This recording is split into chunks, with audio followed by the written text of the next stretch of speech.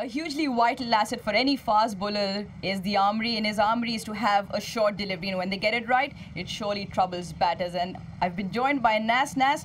Firstly, England have used a short delivery to good effect.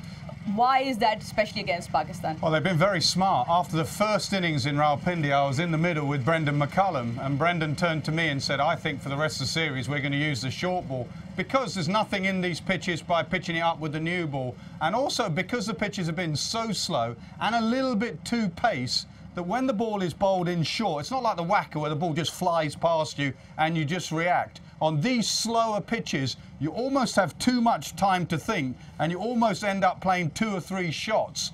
The slower pitches, the bouncer actually becomes a little bit of a use in your armoury.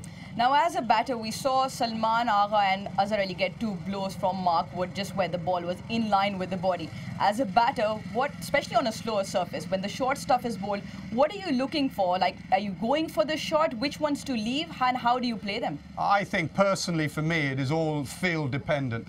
If there are 3, 4 men back and a short leg, taking it on is very brave. It's not in your percentages and not in your favour. And we've seen various batters out caught on the hook with 2, 3 men out. I don't think that is very smart cricket. You can easily, or you should be easily able to duck out the way, sway out the way. We saw Babar yesterday when there were 3 men back. Babar just rode it and got his chest and his gloves. More important, you think of the amount of batters that have nicked it down the leg side. What Babar did yesterday, he just went like that and let the ball go down the leg side and got his gloves out the way.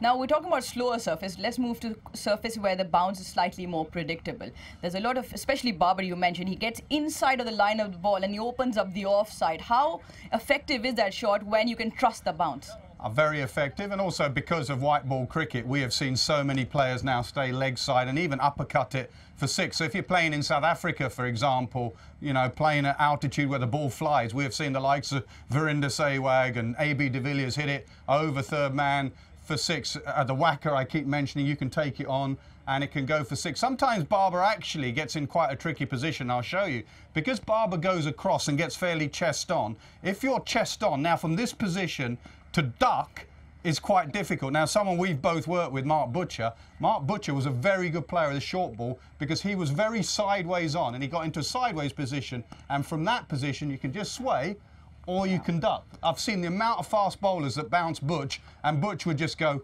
like that, and I was batting after Butch, and it was so comfortable in the dressing room seeing Butch get under a bouncer, because bowlers get a little bit of so much effort in that delivery and the batter's just going underneath it. Now, when it's not going your way, when you're struggling to pick up the length or the pace and the short stuff is going for the bowlers, you said obviously take some on. What else can you do? Because you don't want to throw your wicket away when you get into that tangle. It's a good question. It really is field dependent. You know, you should be able to just ride it. A ball around about waist high, you should be able to ride it. It's when it starts getting too big on you. Once your hands are starting to get about throat height, you have no control over that. Short leg comes into play, glove comes into play. Even I go back to Rehan Ahmed has just taken over Brian Close as the youngest. Brian Close, I think it was Old Trafford in 1976. He was bounced by the West Indies and he just wore it. Put a chest pad on and wear it on your chest.